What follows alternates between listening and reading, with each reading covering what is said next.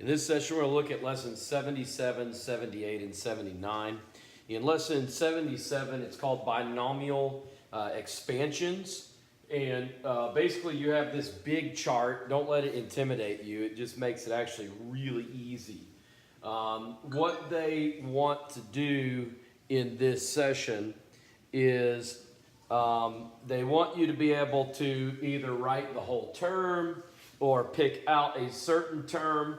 And right here you have 8 different terms.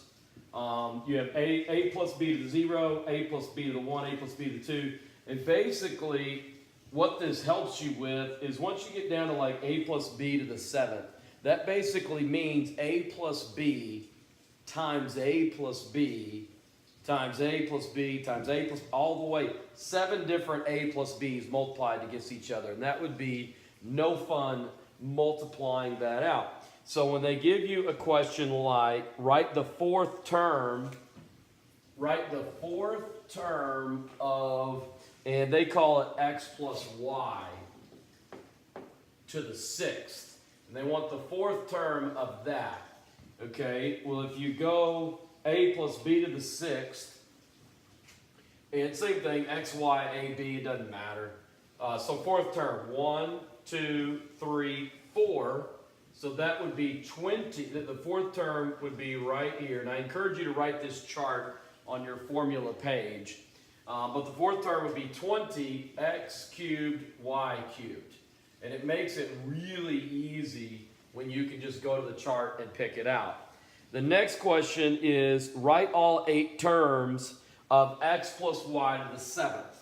So basically it would be all 8 of these terms, and instead of a plus b, instead of a's and b's, you'd put x's and y's, and that would be all 8 terms. And it makes those problems very easy when you can do it like this. Write this chart down, very helpful. That is lesson 77. In lesson 78, we're going to look at graphing hyperbolas. And the hyperbolas are these two deals up top. These are hyperbolas. It's going to be x squared minus that or y squared minus that. And it looks very similar to an ellipse. This is an ellipse, and we've been graphing an ellipse. And remember the way that we graphed an ellipse was you plugged in 0 for x and you plugged in 0 for y, and then you got 4 coordinates. Remember, if you plugged in 0 for x, you got that y was 3 and negative 3. When you plugged in for 0 for y, you got 5 and negative 5. And we made an ellipse. That's how we drew it. Well, these look similar, and you actually solve them similar. And there's really only 2 different types. You have the type where x squared is the positive minus y squared is the negative, or you have y squared is the positive minus x squared is the negative. And I want to look at those 2 types. You solve for them very similar as you did with the ellipse, okay? So we're going to get our x is 0, our y is 0, and we're going to come up with our points here. So when x is 0, y is going to be positive or negative 2. Now the only difference is it's going to be 2i because this one was a negative. Now when our y is 0, you're going to get 3 and negative 3. Now you cannot graph an imaginary on a line, but we can graph them as if it weren't imaginary and use it for asymptotes and how we're going to graph this. So what we're going to do here is we're going to plot all the points. You'll have 2 and negative 2, 3 and negative 3. And we're going to make a box here. And then we're going to make diagonals out of this box. And the way this is going to graph is it's going to graph like this. Anytime that the y is the negative, then it'll always be a box like this, and you'll graph it here. In just a second, when we do this one, when the x is negative, it'll always be up and down. So it'll be the y's, but since the y is negative, it'll be about the x-axis. And that's the way that these always will be. Now what they want us to do in this problem is they want us to find the two asymptotes. And the way that we're going to find these two equations is, and I know that that didn't go through the origin, it should have, I didn't graph it, but basically you have 5 points here where all of these things go through, and we can label them. This point right here is 3, 2. This point, well, you've got the point here, the point here is 3, negative 2. You have negative 3, negative 2, and then you have negative 3, positive 2. So there are 4. So as we look at these points, we'll always use 0, 0 as one of our points in order to find the equation of this line, y equals mx plus b. So if we're taking this line here, we want to find the equation of this line. That's what one of the asymptotes is. The other one is this line right here. So we're finding this line. We want 2 points off of it. Well, one of the points will always be 0, 0. The other point we'll pick as 3, 2. So when we do that, you plug in your calculator, but it's y equals 2/3 x. It's plus 0 because it crosses the y-intercept at 0. The other one is going to be y equals negative 2/3 x. And so you have this line, you have this line, and so these are your two equations of the asymptotes. This is how you graph this right here. So we graphed the one on the left. Now we're going to graph the one on the right. We have y squared over 4 minus this. So we have, once again, 0, 0, 0, 0. This time, the x would be the imaginary number. So when you put in 0 for x, you get 2 and negative 2 for y. We'll get 5 and negative 5 for x. You're going to graph it. Remember, these are the box points. Y is going to be 2 and negative 2. This is going to be 5 and negative 5. We create our box. Then we are going to draw our asymptotes. We're going to go through the origin. And these are the points that you'll need. Don't forget that because the x is negative, your equation, your graph is going to look like this. So really, this is our graph. Our 4 points are going to be 1, 2, origin, 3, 4 that we're going to use for the asymptotes. It is obvious right here that we have 5, 2. For the other one, we have 0, 0 here in the middle.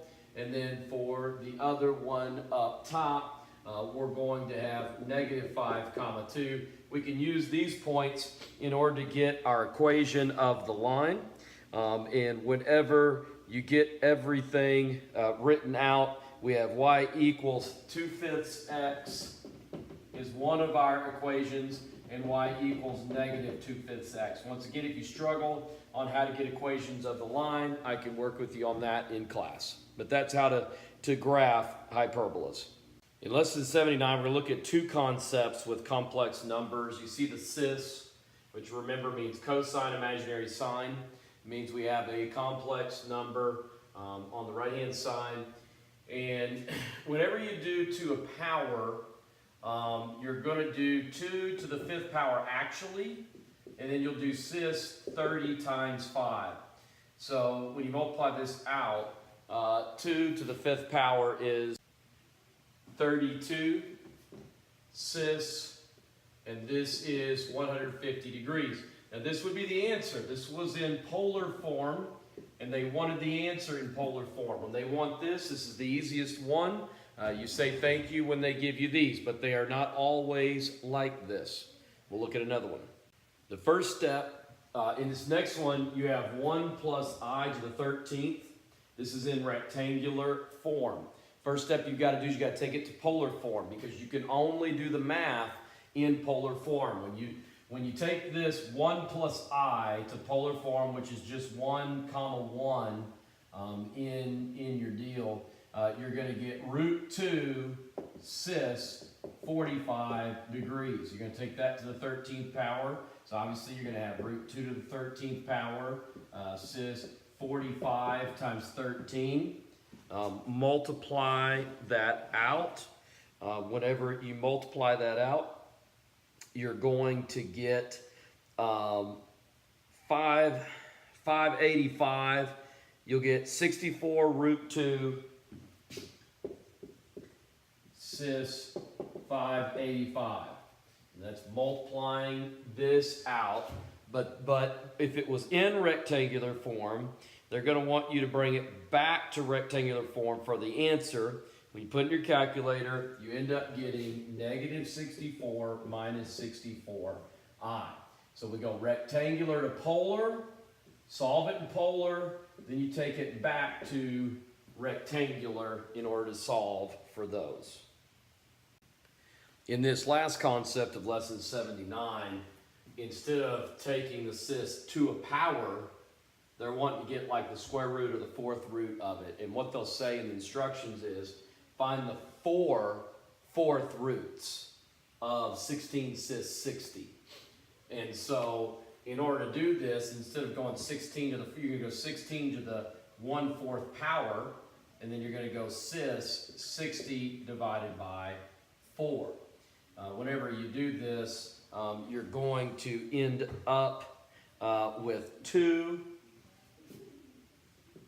cis 15. Now, in order to find the 4 fourth roots, similar to something we've done in the past, is you're going to take 360 and divide it by 4 since it's fourth roots. When you do that, you get 90 degrees.